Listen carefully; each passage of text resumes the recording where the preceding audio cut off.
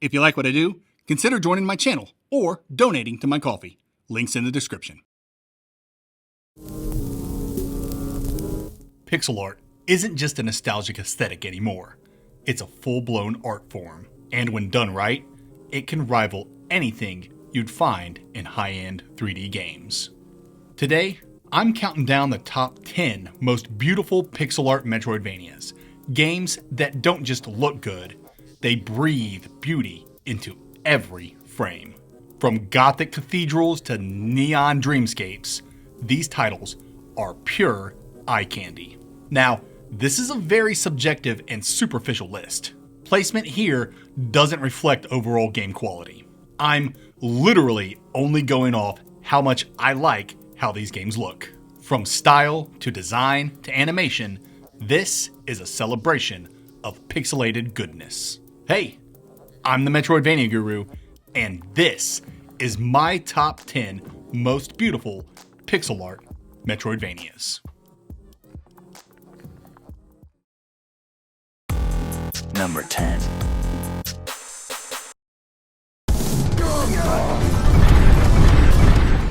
It's difficult to make pixelated explosions look this good, but Guns of Fury absolutely nails it. This explosive extravaganza goes full retro chic with visuals that feel ripped straight out of an old school arcade cabinet. There's a clear inspiration from Metal Slug here, and the developers clearly understood the assignment, because this game is a run and gun knockout even SNK would be proud of. It's colorful and cartoony, but the action is intense. Every bullet, every explosion, every over-the-top moment oozes personality. From the massive bosses to the highly destructible and diverse environments, this game keeps things visually fresh and exciting throughout your playthrough. Guns of Fury doesn't just look good, it moves with style and confidence. It's over the top in all the right ways and stylish to the core. Number 9. You want to talk about atmosphere? Then let's talk about Gestalt Steam and Cinder. This game plunges you into a gorgeously layered steampunk world, where brass gears, winding pipes, and moody lighting create an unforgettable backdrop. The pixel art here is ridiculously detailed.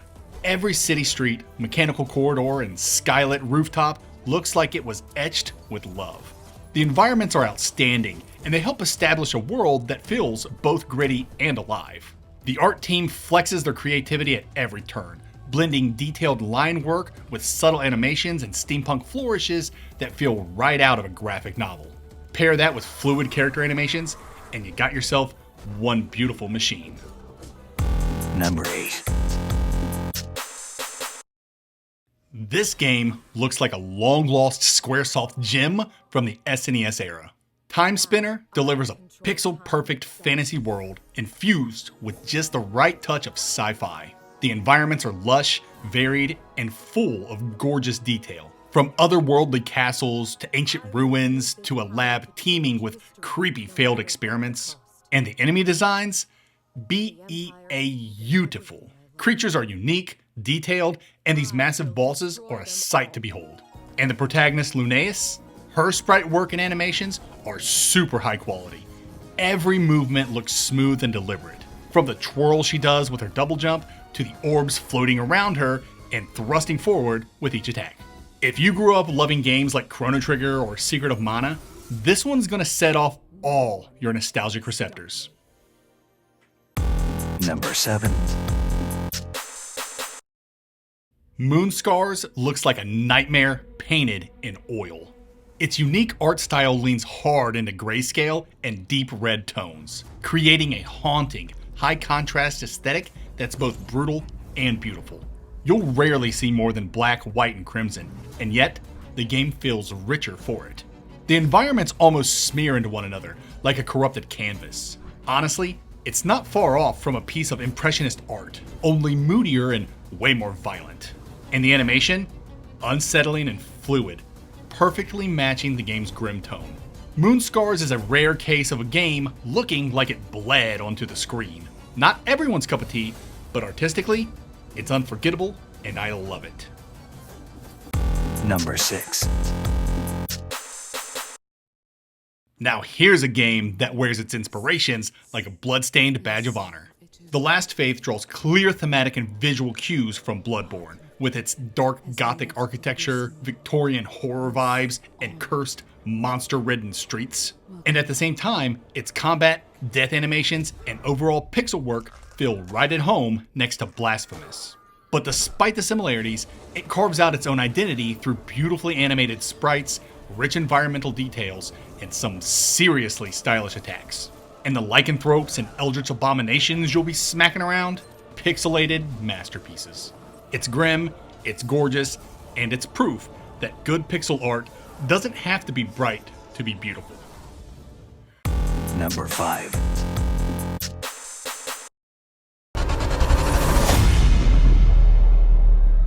From the very first frame, Blasphemous makes a visual statement. This is pixel art with purpose.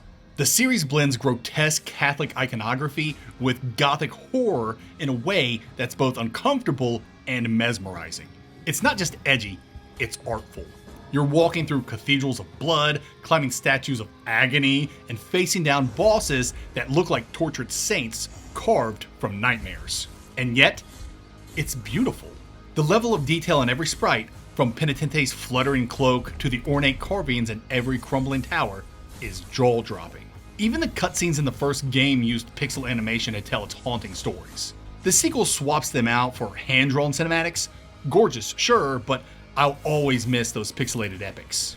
Either way, this series is iconic, and its pixel artistry is a big reason why. Number 4. If I had to describe 9 Years of Shadows' looks in one word, that word would be radiant. This game is color theory incarnate. Nearly every frame bursts with bold, saturated hues. Whether you're exploring molten caves, spectral gardens, or shimmering waterfalls, the environments are lush and layered like a digital painting.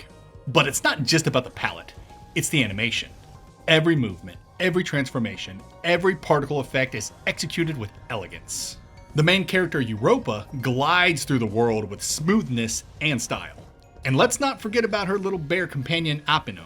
I don't have anything particular to say about him, I just like him a lot. That is all. Number 3.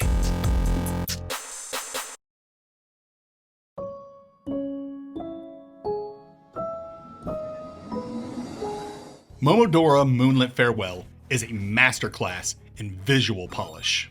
It takes everything the series has built over the years and refines it to a brilliant sheen. The environments are dense with animated detail, shimmering lights, swaying plants, and moody weather effects that give the world a real sense of presence. And the animations? Buttery smooth. Every dodge, strike, and spell is packed with satisfying frames that give the action a real snap. But it's not just the movement, it's the design. The characters are adorable, the bosses are intimidating and also adorable and sometimes horny, and the UI is clean as a whistle. Moonlit Farewell is an elegant game, and the pixel art gives it heart. Number 2. This game is a visual feast from top to bottom. Soldiers brings bold colors, sharp outlines, and immaculate animation to the table. Every character, enemy or ally, moves with purpose and flair. The environments are richly designed with varied, if not overly long, biomes, each brimming with personality. The game's commitment to handcrafted pixel animation is evident. From fire effects to magical barriers, the spell work here is downright stunning. Even minor enemies are animated with as much care as major bosses. Soldiers is vibrant, it's smooth, and it might just be the most fun-looking game on this list. A true showpiece for what pixel art can do in motion. Number 1.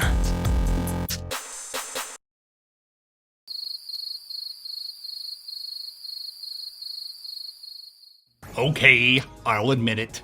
This might be cheating. I mean, technically, this is 3 games in the number 1 spot, but when it comes to sheer, jaw-dropping pixel craftsmanship, Team Ladybug operates on a level that transcends my rules. These folks are pixel art royalty, And if we're talking about the most beautiful Metroidvanias in the genre, you can't not talk about them. Touhou Luna Nights, a bullet hell masquerading as a Metroidvania, is dazzling, slick, and full of kinetic energy. Then there's Record of Lodoss War, Deedlit and Wonder Labyrinth, a game with visuals that often get compared to Castlevania Symphony of the Night. A game I probably should have put on this list because it's also super gorgeous, but just missed out. And now there's Blade Chimera, Team Ladybug's latest masterpiece, a dystopian, fast-paced adventure brimming with demons and bombastic arcadey flair. What ties all three of these games together is consistency. Team Ladybug doesn't just have a style, they define a standard. Their animations are the highest of quality, their effects are ridiculously crisp, and their worlds are built with layers of atmospheric depth. They don't just create pixel art, they elevate it. So yeah, it's technically a cheat, but when a studio fires off 3 visually stunning Metroidvanias in a row, I think they've earned their collective crown as the #1 most beautiful pixel art Metroidvania. And there you have it, 10, well, technically 12, of the most beautiful pixel art Metroidvanias you can play right now. Did I leave your favorite off this list? Think a certain game deserved a higher spot? Let me know in the comments. There's never enough pixel art love in this world. If you enjoyed this video, do all the YouTube things to help me out. Hit that like button and subscribe for more Metroidvania content. Later, nerds.